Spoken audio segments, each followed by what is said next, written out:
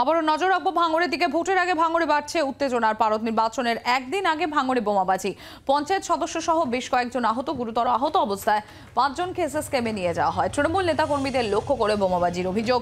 ISF এর বিরুদ্ধে বোমাবাজির অভিযোগ তৃণমূলের। ভাঙড়ের উত্তর কাশীপুর থানার বানিয়ারার ঘটনা।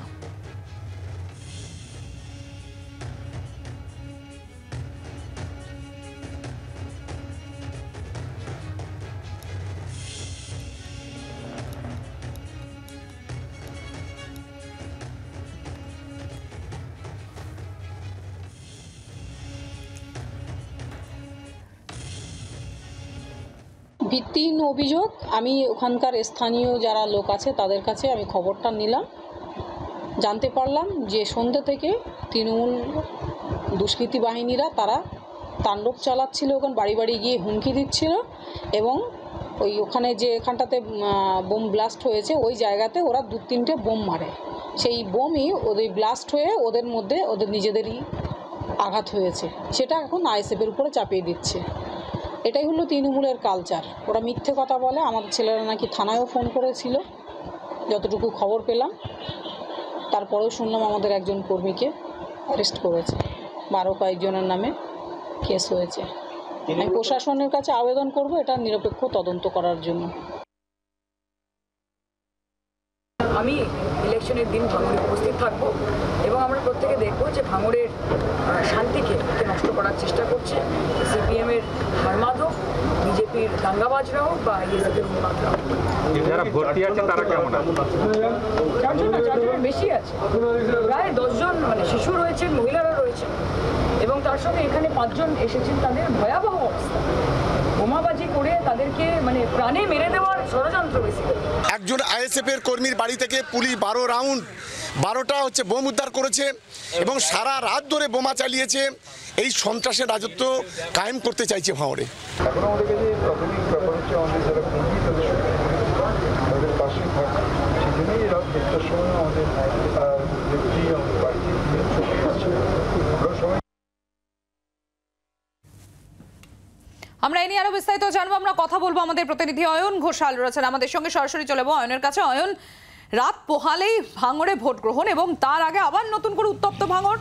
তৃণমূল কংগ্রেস বলছে পঞ্চায়েত নির্বাচনেরই তারা অ্যাকশনের প্লে দেখছে, আর আইএসএফ এর তরফ থেকে বলা হচ্ছে এটা তৃণমূল কংগ্রেস নিজেরাই করতে গেছিল, গিয়ে বোমা ব্লাস্ট করে গেছে।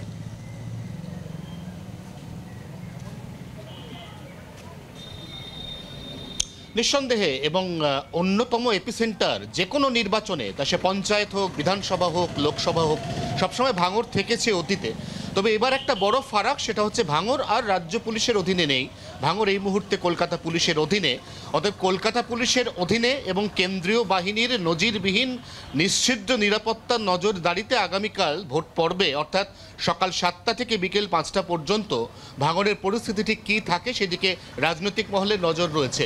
আমরা এই মুহূর্তে উত্তর কাশীপুর থানার সামনে দাঁড়িয়ে রয়েছি। শেখ মোয়াজ্জেম অন্যতম অভিযুক্ত, যিনি আইএসএফ কর্মী বলে পুলিশ সূত্রে খবর। তৃণমূলের অভিযোগের পরিপ্রেক্ষিতে তাকে পুলিশ গ্রেপ্তার করেছে। আরও 7 জনের নামে পুলিশের কাছে অভিযোগ করা হয়েছে। মোট 8 জনের মধ্যে 1 জন গ্রেপ্তার, 7 জন এখনও পলাতক বলে পুলিশ সূত্র দাবি করছে। এই 7 জনের খোঁজে তল্লাশি চলছে। তবে পুলিশ বোমাবাজির কথা স্বীকার করলেও গুলি চালানোর কথা স্বীকার করেনি।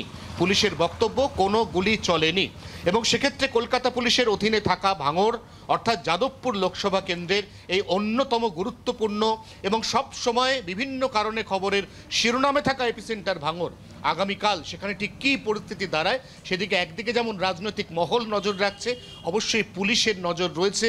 পুলিশ সেই অনুযায়ী ব্যবস্থা করেছে এবং যে সমস্ত বিশেষ স্পর্শকাতর বা উপদ্রুত এলাকা যা এর আগে অতীতে বিভিন্ন নির্বাচন পর্বে বারবার শিরোনামে উঠে এসেছে, সেখানে অতিরিক্ত ফোর্স দিয়ে ভোটারদের মনের মধ্যে কনফিডেন্স তৈরি করা, যাতে তারা বাড়ি থেকে নির্ভয়ে ভোট দিতে বেরোন এবং তাদের গণতান্ত্রিক অধিকার প্রয়োগ করেন, তারও ব্যবস্থা আগাম আজ রাত থেকেই টহলদারি, নিরাপত্তা এগুলির মাধ্যমে করা হচ্ছে বলে দাবি করেছে ভাঙড় থানার পুলিশ।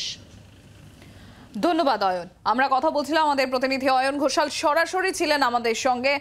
আর আপনাদের জানিয়ে রাখি, ভাঙড় আছে ভাঙড়ে, এই ভোটের আগে ভাঙড়ে বাড়ছে নতুন করে উত্তেজনার পারদ।